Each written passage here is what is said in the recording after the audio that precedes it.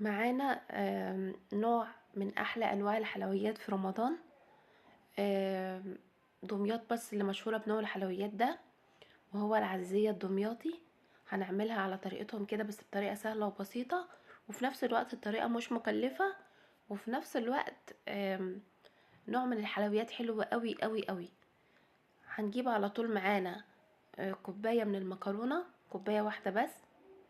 هنسلقها كده على النار لحد لما تتسلق كويس قوي، تتهري يعني.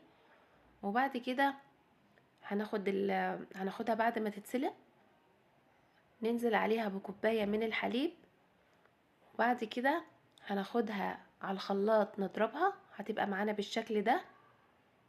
وبعدين هننزل عليها كوباية من السكر، والسكر على حسب الرغبة، يعني عايزة تزودي عن كوباية زودي، عايزة تقللي عن كوباية قللي، براحتك.